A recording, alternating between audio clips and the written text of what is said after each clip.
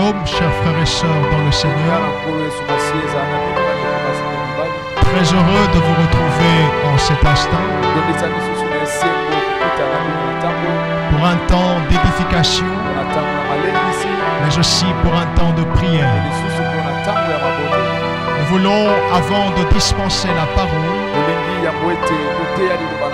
vous inviter à un moment d'adoration profonde. Ensemble, nous allons adorer notre Dieu. Je vais demander à nos frères et sœurs de la chorale qui sont présents de nous conduire dans l'adoration. La chorale.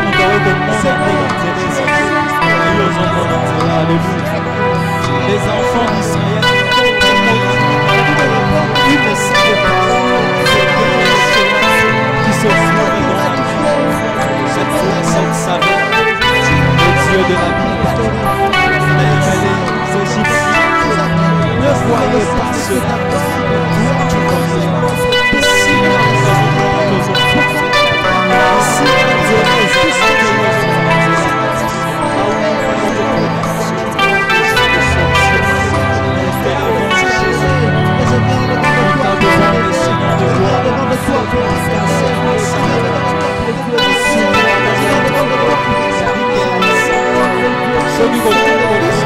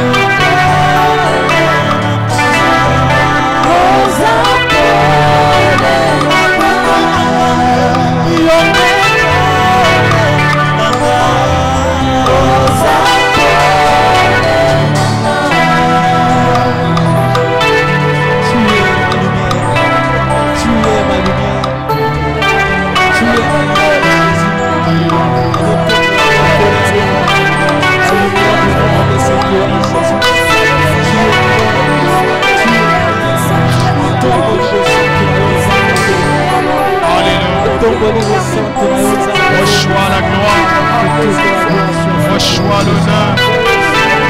Merci pour la grâce, merci pour ta présence, merci pour ton amour. Nous t'élèvons, Jésus. Nous respirons pour t'adorer. Nous respirons pour t'élever. Merci Seigneur. Tu es notre tout et nous sommes ici pour toi. Reçois la gloire. Alléluia. Alléluia. Alléluia. Merci Seigneur. Merci Jésus. Père, nous te disons merci pour tout ce que tu fais pour nous. Merci pour ton amour. Merci pour ta grâce. Merci pour chaque parole qui sort de ta bouche. Tu es extrêmement fidèle. Tu es un Père responsable. Tu es plus grand que ce que nous pensons.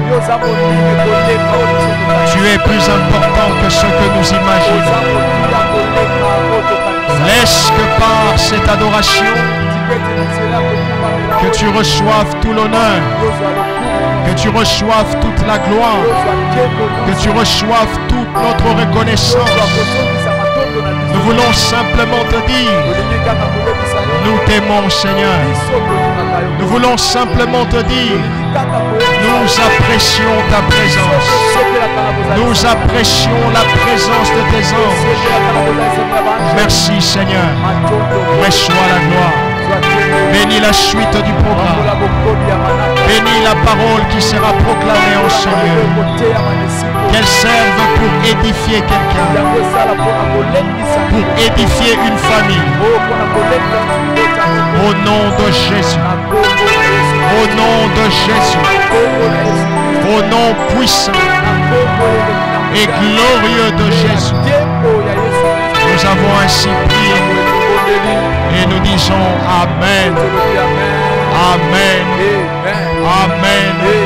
Pouvez-vous acclamer pour le Seigneur là où vous êtes? Gloire à Jésus. Oh Seigneur, merci. Lorsque nous t'adorons, c'est comme si nous respirons à nouveau. Merci pour ta grâce. Nous rendons grâce à Dieu pour la force qu'il nous accorde. Et nous vous disons merci pour l'attention que vous apportez à notre travail.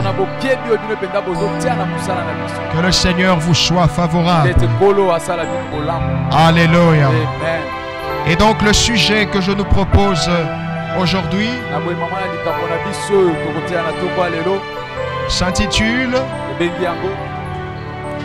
le mépris. Je répète, le sujet de ce matin s'intitule le mépris. Pour ce faire, je nous propose de lire une portion de l'Écriture. Nous sommes dans Jean le chapitre 1er. Nous lirons à partir du verset 45 jusqu'au verset 50. Jean chapitre 1er 45 à 50.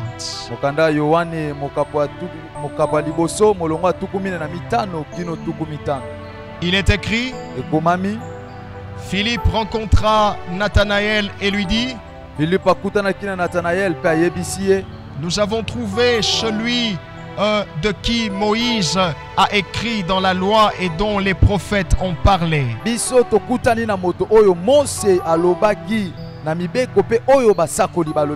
Jésus de Nazareth, fils de Joseph. Nathanaël lui dit, peut-il venir de Nazareth quelque chose de bon?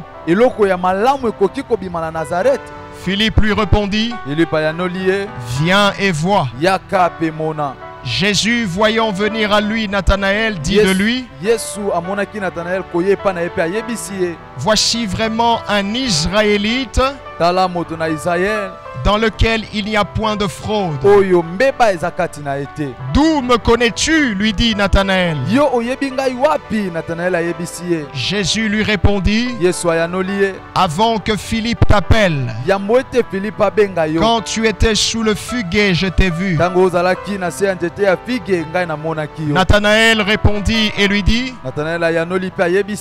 Rabbi, tu es le Fils de Dieu. Tu es le roi d'Israël. Jésus lui répondit, parce que je t'ai dit que je t'ai vu sous le figuier, tu crois. Tu verras de plus grandes choses que celles-ci. Parole du Seigneur. Amen. Alléluia. Amen. Nous rappelons donc que nous sommes en train de parler autour d'un thème important qui s'intitule le mépris. Et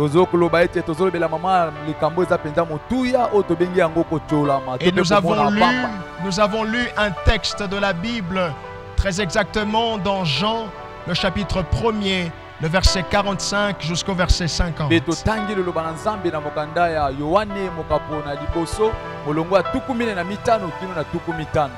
Alors généralement, quand on est face à un tel sujet,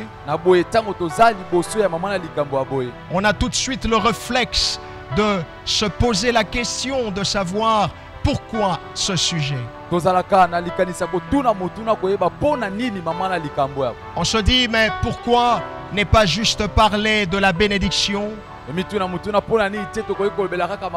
Pourquoi ne pas juste parler du succès? Pourquoi ne pas juste parler du péché? Pourquoi ne pas parler du Covid-19? Bref, pourquoi ne pas parler comme tout le monde? Vous venez avec un sujet que vous intitulez le mépris. Pourquoi parlez-vous de cela? Bien-aimés, nous en parlons parce que nous avons constaté que le mépris constitue un véritable fléau sur la terre.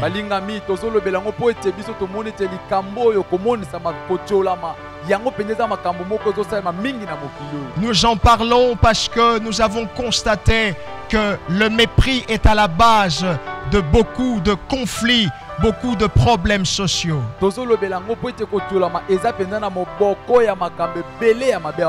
Nous avons constaté que le mépris empoisonne littéralement les relations sociales.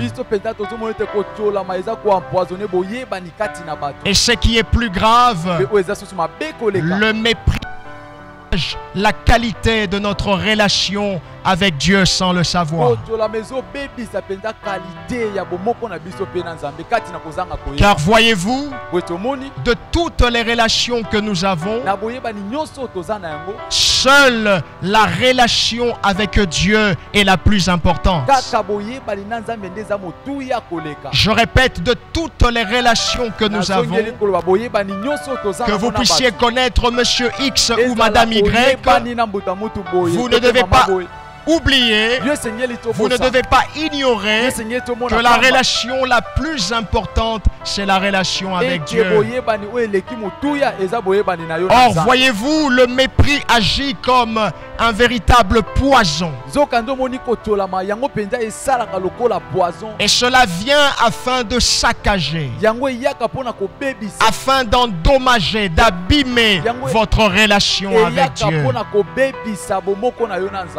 La vérité est que tout ce qui endommage votre relation avec Dieu sert au fait comme un instrument entre les mains de Satan.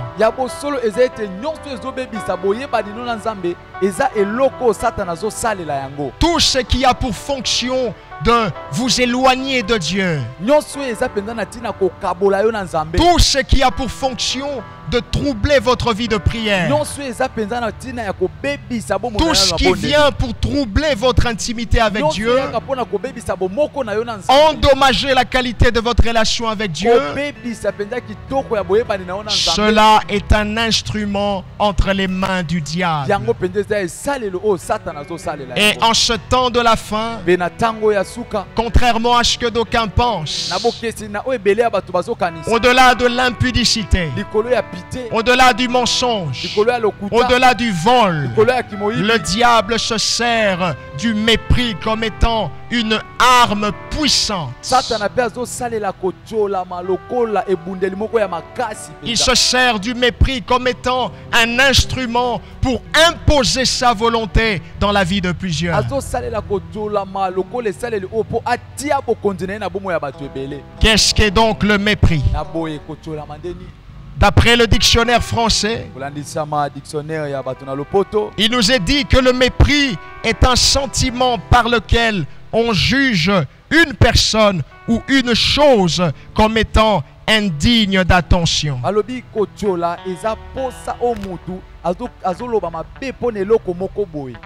Indigne d'égard et d'estime.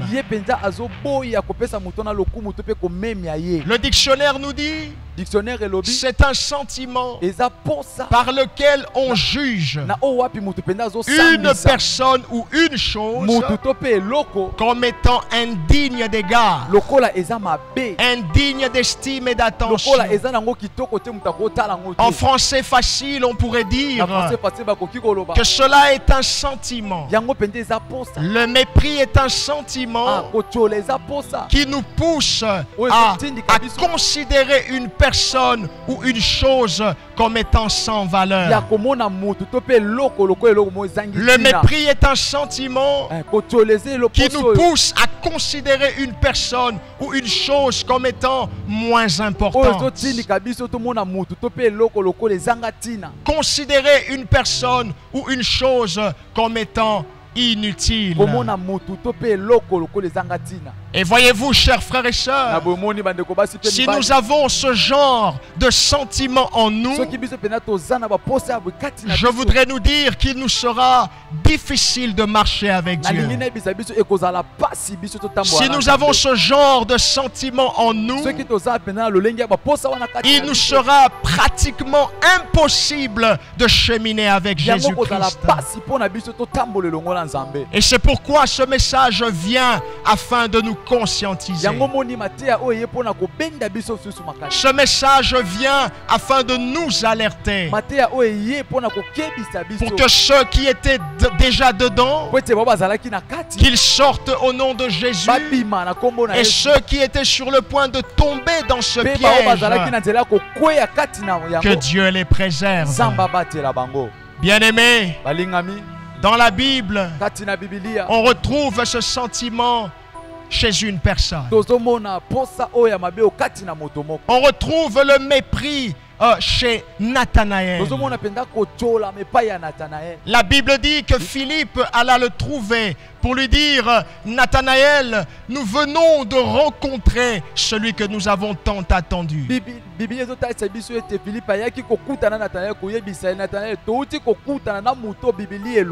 Nous avons trouvé le Messie, celui dont Moïse a écrit, celui dont les prophètes ont parlé. Nous venons de trouver Jésus-Christ le Messie. Mais Nathanaël répondra par une parole de mépris. Nathanaël va mépriser la ville dans laquelle Jésus-Christ était issu. Il va mépriser Nazareth simplement parce que l'Ancien Testament ne faisait pas mention d'elle comme étant l'une des villes principales qui devait recueillir le Messie lors de sa venue sur terre.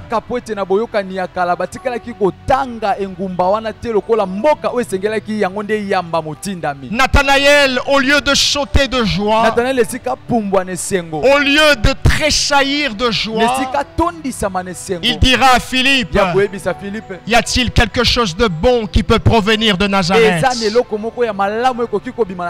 Y a-t-il quelque chose d'excellent, d'honorable qui peut provenir de cette ville?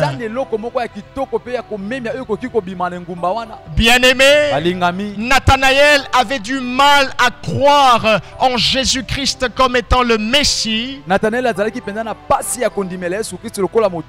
cause de ce sentiment de mépris. En méprisant Nazareth, Nathanaël était en train de mépriser indirectement tout ce qui avait un trait avec Nazareth. En méprisant Nazareth, Nathanaël avait du mal à croire que Jésus était le Messie. En méprisant Nazareth, Nathanaël avait du mal à croire en la nouvelle de Philippe. À cause de son mépris de la ville de Nazareth, il avait du mal à croire que Jésus-Christ était bel et bien le Messie. Mais heureusement pour lui, Jésus-Christ viendra au secours de son incrédulité. Jésus-Christ lui donnera certaines paroles de connaissance afin de le pousser à croire qu'il était réellement le Messie, afin d'accepter la ville de Nazareth.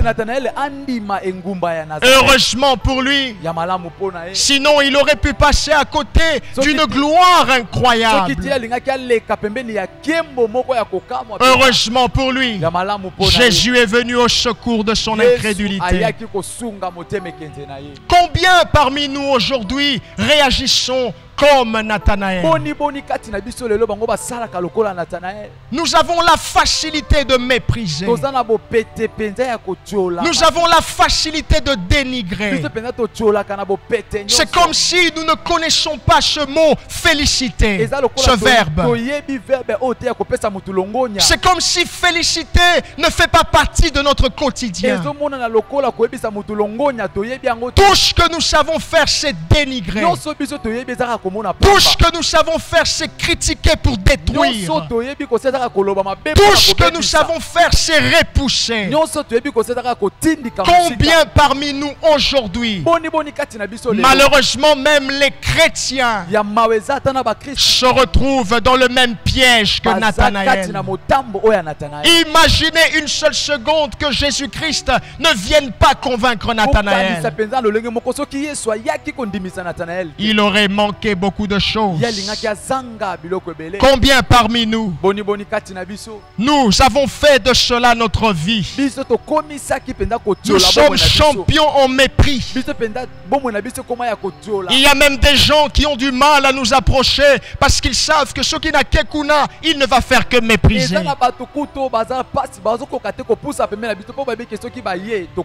Les gens ont du mal à venir vous demander conseil parce qu'ils savent qu'à chaque fois qu'ils vous abordent, vous étouffez toujours la soif qu'ils ont.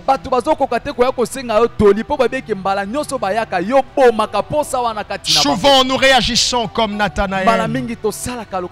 Mais voyez-vous, bien-aimés, si Jésus est allé au secours de Nathanaël, comprenez que le mépris n'est pas une bonne attitude. Comprenez que nous devons sortir de cela. Nous devons nous libérer de cela. Il ne faut pas seulement chasser l'esprit de pauvreté ou je ne sais pas moi quoi. Mais il y a aussi des esprits tels que le mépris. Il faut le chasser. Nous devons comprendre cela. Nous devons réaliser qu'en fait le Seigneur nous appelle à ne pas mépriser. Nous devons cesser de mépriser. Répète après moi. Je dois cesser de mépriser. Dis-le encore, je dois cesser de mépriser. Pourquoi nous devons cesser de mépriser? Parce que le mépris peut nous coûter beaucoup de choses. Le mépris peut nous faire rater certaines opportunités. Le mépris peut nous faire manquer des choses inestimables. Mon frère, ma soeur, vous êtes mariés. Le mépris peut vous coûter l'homme, peut vous coûter la femme de votre vie. Un homme s'était marié à une femme. Et après quelques années, il remarque que cette femme avait deux défauts. Alors qu'est-ce qu'il fait? Il commence à mépriser cette femme. Il commence à la vilipender. Il commence à la dénigrer. Il commence à parler en mal d'elle, à la rabaisser devant les gens. Alors qu'est-ce qu'il fait? Il va demander conseil auprès de ses parents. Et puisqu'il n'était pas chrétien, ils lui ont dit, bon, divorce avec elle et épouse une autre femme. Et donc il a suivi le conseil. Il a épousé une autre femme. Mais après quelque temps, il remarque que sa nouvelle femme avait au fait 4 défauts. Mais il s'est dit, mais moi j'ai quitté une femme qui avait 2 défauts. Et je me retrouve avec une autre qui a encore plus de défauts que celle que j'ai abandonnée.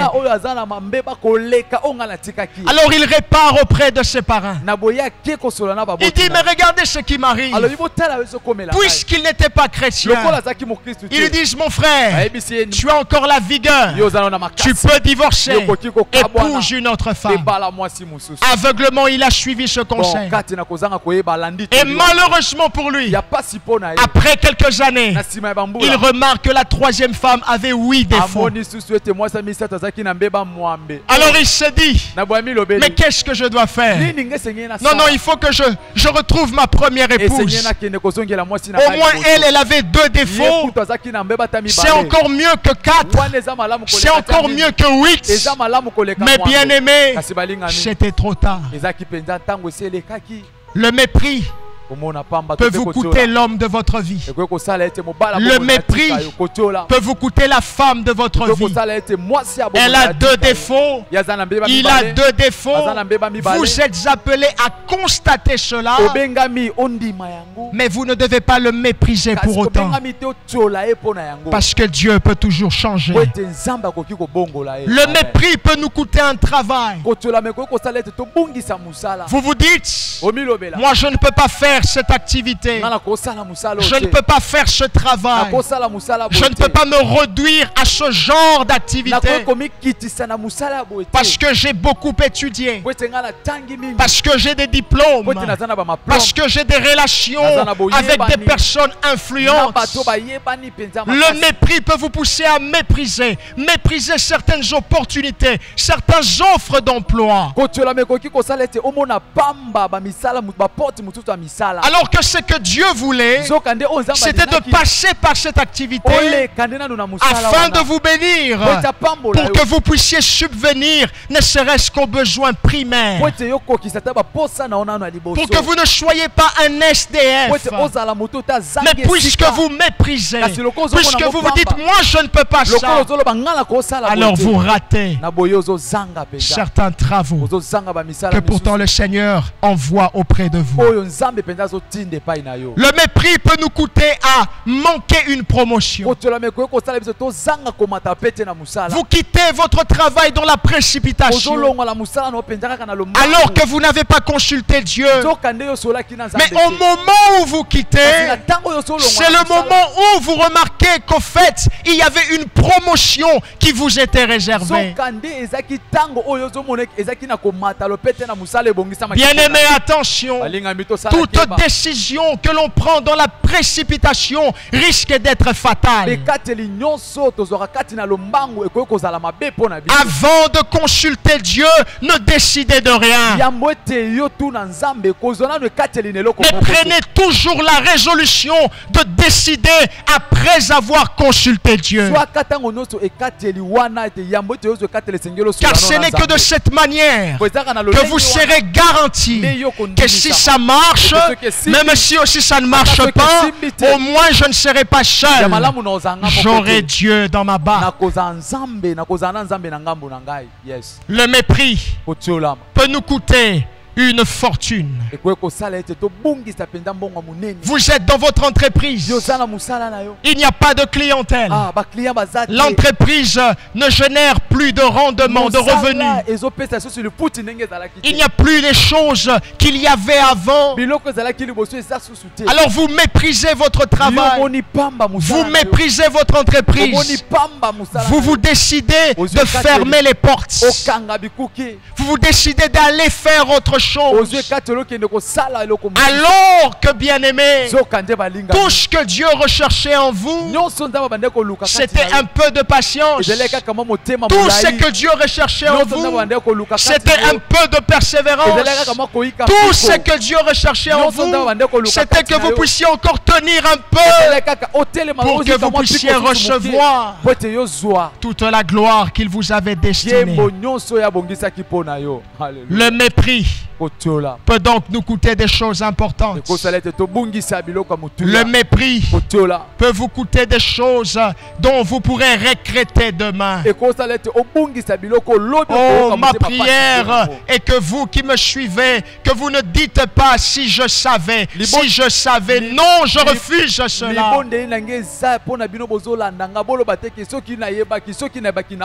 Il y a des gens qui prennent conscience en retard.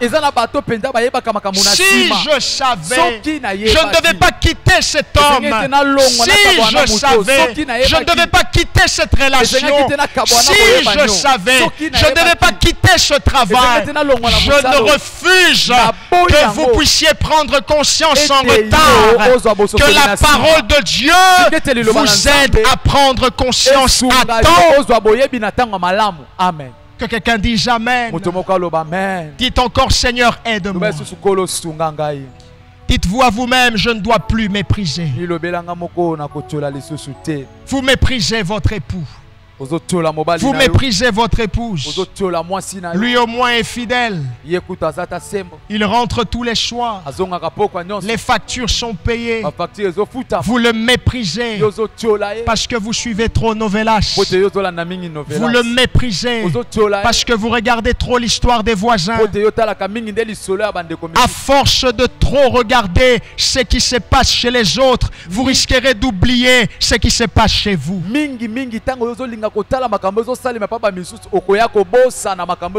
À force de toujours dire, en tout cas chez les autres c'est bien, ah cette église là, j'aime la façon dont les choses sont organisées, vous risquerez d'oublier les choses, les merveilles qu'il y a chez vous. Je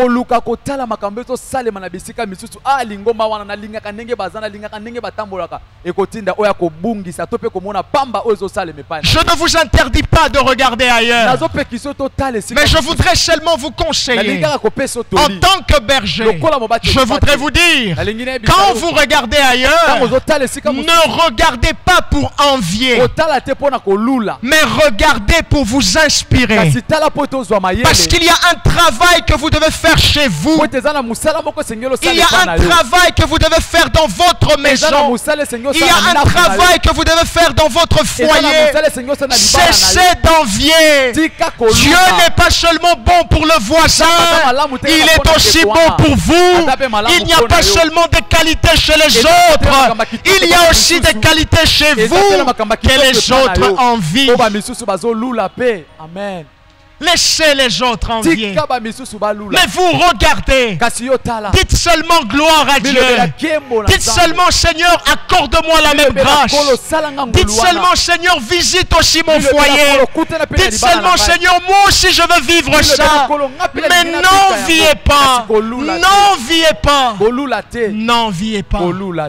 Amen.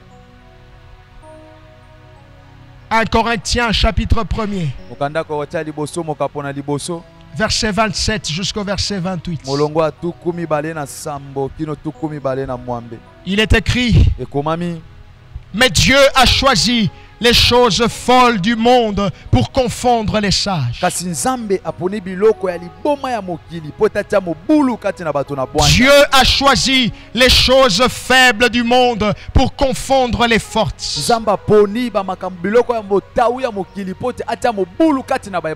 Verset 28.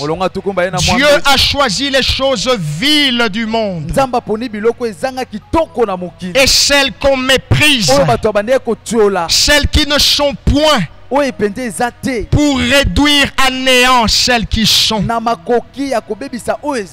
La Bible nous dit ici que Dieu a choisi les choses que le monde méprise. La version Semeur dit, Dieu a porté son choix sur les choses que le monde méprise, sur les choses que le monde néglige, sur les choses que le monde dénigre. Dieu a porté son choix. Pourquoi choisit-il les choses que le monde méprise? Il les choisit parce qu'il est le Dieu qui ne méprise pas. Dieu choisit les choses qui sont méprisées Parce que lui connaît la valeur de toutes choses. Il choisit les choses dont les gens disent, les gens regardent et disent non, ça c'est rien du tout, il n'y a pas d'espoir ici. Dieu choisit ces choses parce qu'il connaît la véritable valeur, la valeur viscérale de toutes choses.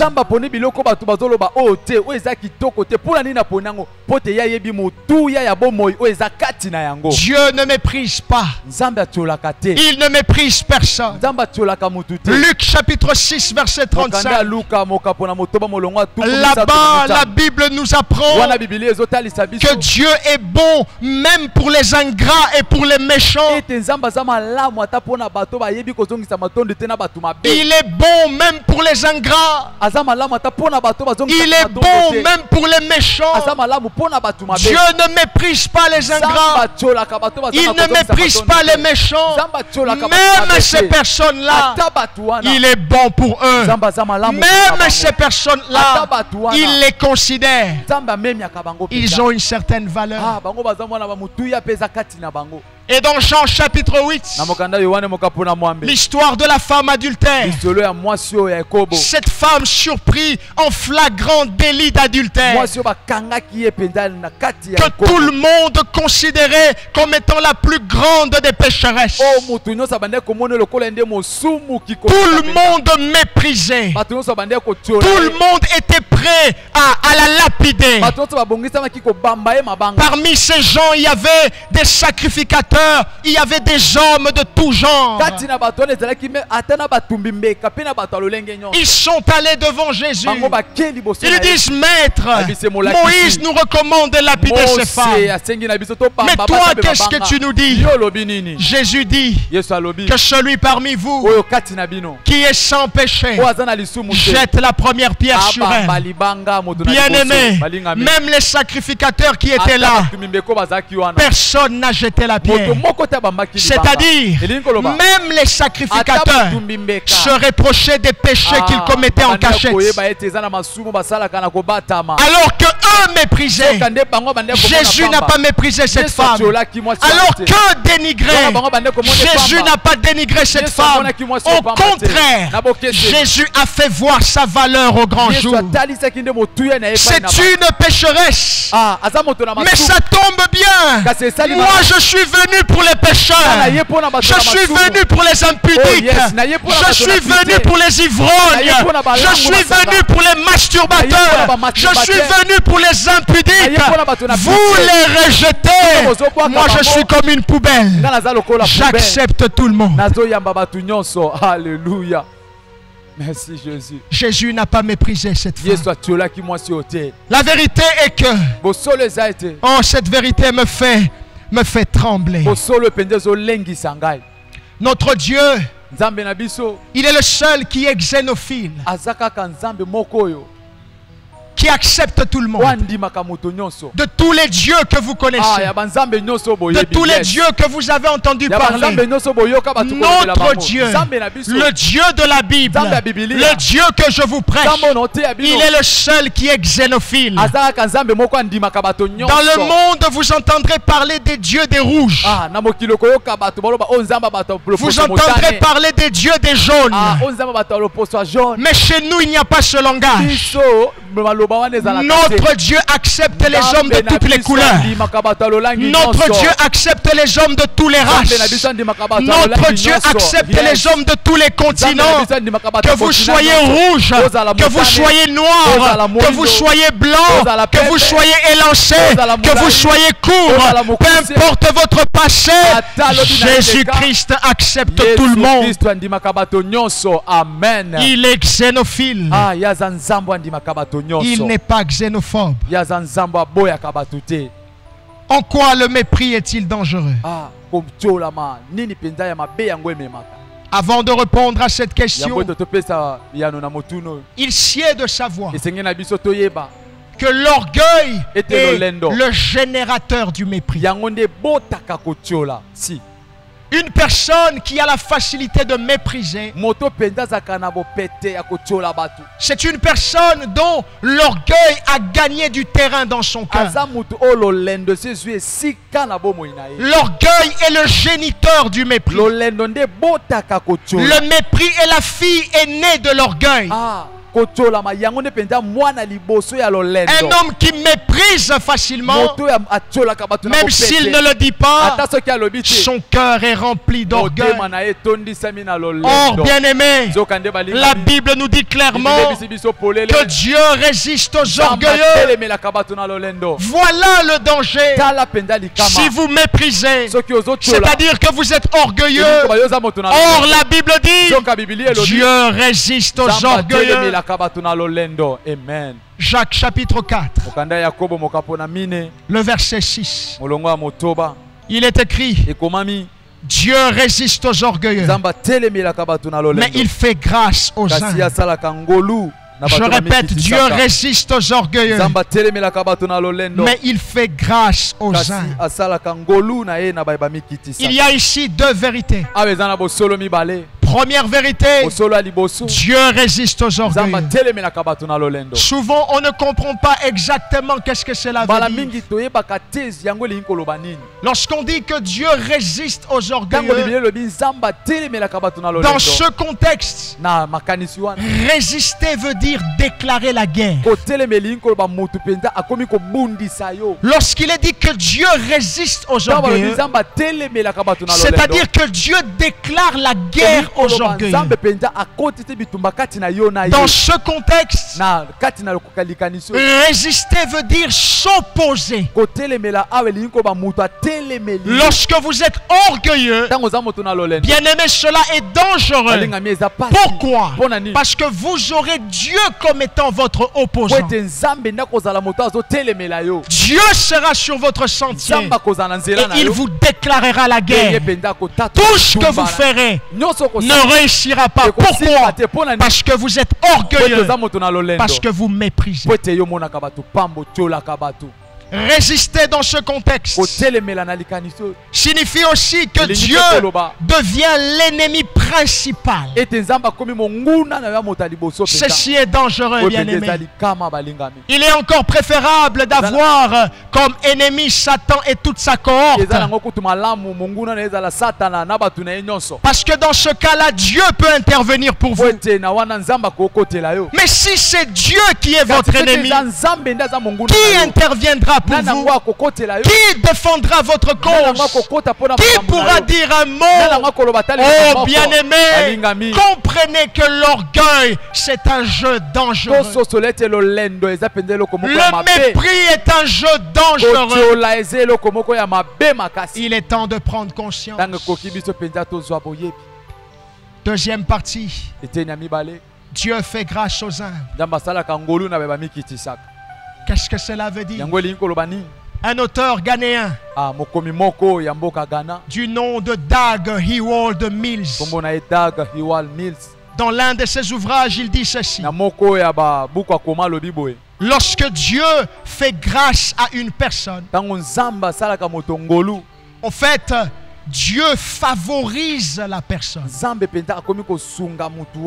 La grâce fait référence au fait que Dieu favorise quelqu'un.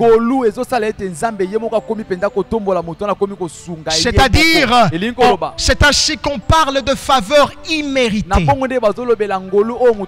C'est-à-dire, sur le plan de la logique, ça ne devait pas être ainsi. Mais bien aimé, Dieu a sa propre logique. Je dis Dieu a sa propre logique.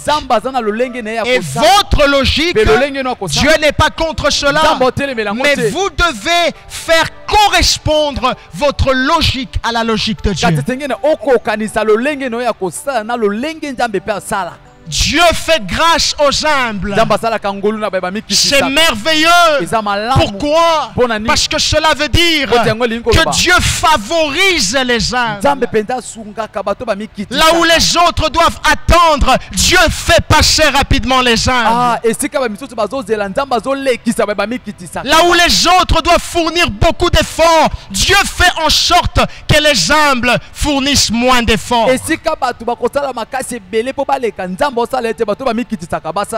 Oh, quel privilège. Que quelqu'un dise, Seigneur, fais-moi grâce. Que quelqu'un dise, Seigneur, fais grâce à mon foyer. Que quelqu'un dise, Seigneur, fais grâce à mon travail. Dites maintenant, Seigneur, rends-moi humble. Dites encore, Seigneur, rends-moi humble. Dites-le encore, Seigneur, rends-moi humble. Je veux vivre ta grâce. Cette grâce, elle est aussi pour vous. Mais vous devez être humble. Pas une humilité apparente, forcément, mais une humilité du cœur. Quand Dieu voit votre cœur, il doit comme être quelqu'un qui aspire un parfum de bonne odeur. Il doit voir cette humilité. Et donc, en guise de conclusion, pour aujourd'hui, je voudrais nous dire, bien-aimés, soyons comme Dieu. Imitons le Seigneur. Imitons Jésus-Christ. Soyons les imitateurs de Jésus-Christ. Soyons comme Dieu. Efforçons-nous tous les jours à lui ressembler un peu plus. Selon qu'il est écrit dans 1 Jean 4, 17. Je lis une partie du texte. Tel il est, tel nous sommes aussi dans ce monde. Oh, alléluia. Amen. Tel il est, tel nous sommes aussi dans ce monde. Je prie et déclare que vous ressemblez à Dieu, que vous ressemblez à Jésus-Christ. Ne ressemblez pas à un homme, ne ressemblez pas à un groupe d'hommes, mais ressemblez exclusivement à Jésus-Christ. Ne ressemblez pas seulement à vos parents physiques. Ressemblez à votre Père qui est dans le ciel. Tel il est, tel nous sommes. Amen. Que Dieu nous aide à être humble. Que Dieu nous aide à ne pas mépriser. Nous allons incliner nos têtes dans la prière. Tu vas incliner ta tête. Alléluia. Jésus. J'ai 2 sujets de prière. Premier sujet, nous allons tous nous repentir parce que nous avons méprisé.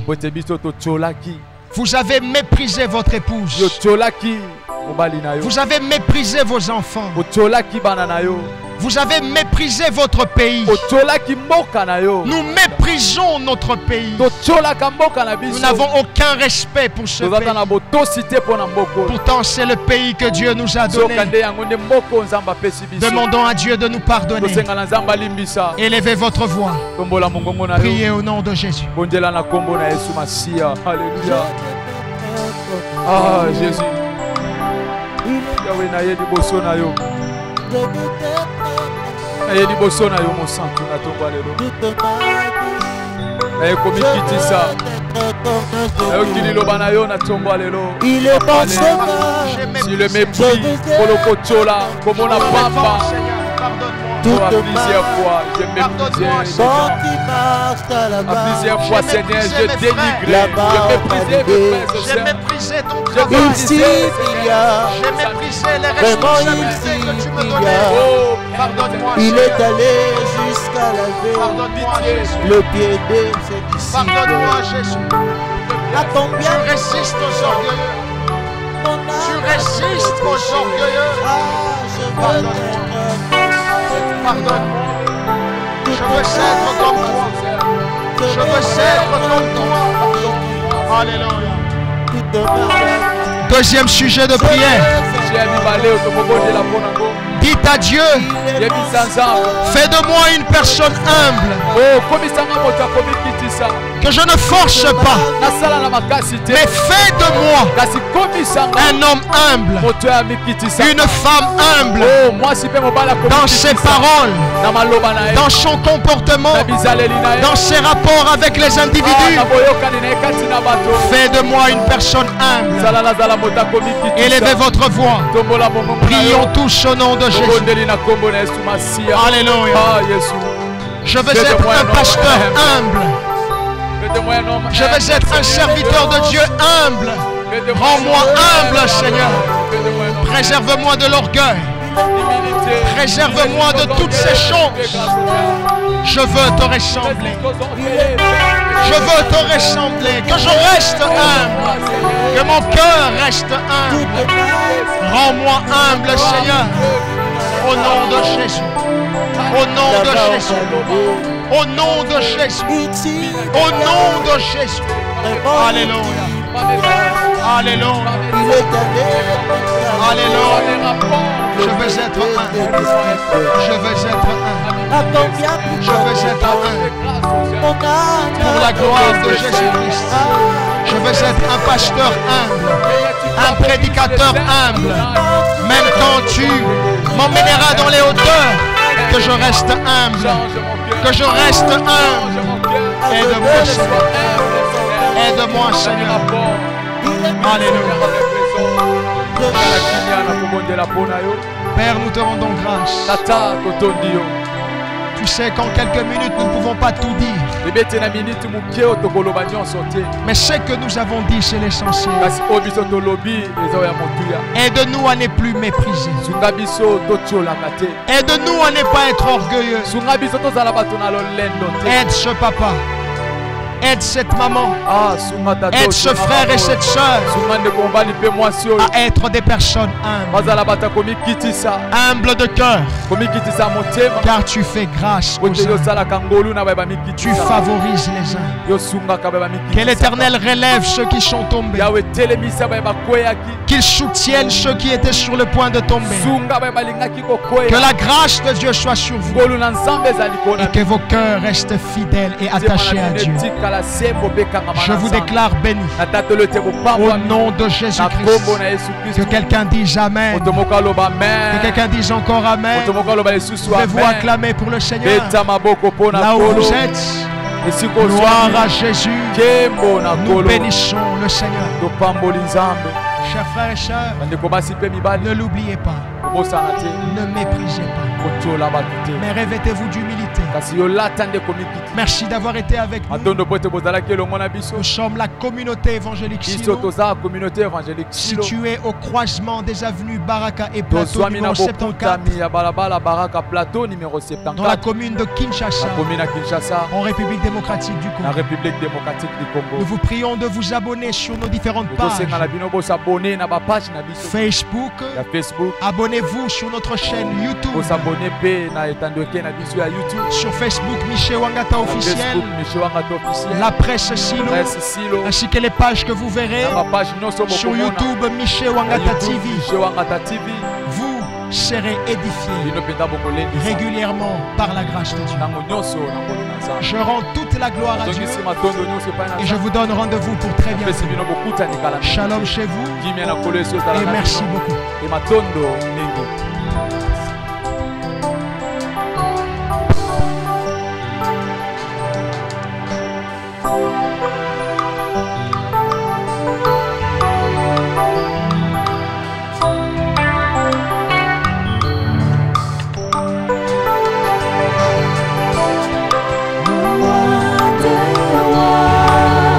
Le roi des rois, c'est Jésus.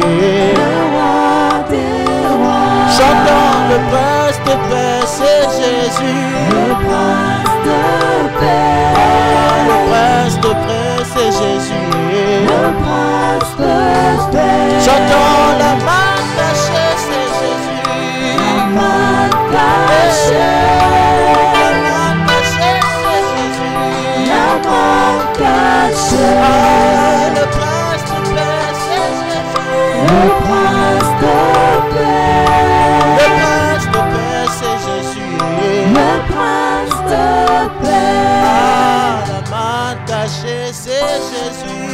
La main cachée, c'est Jésus. La main cachée.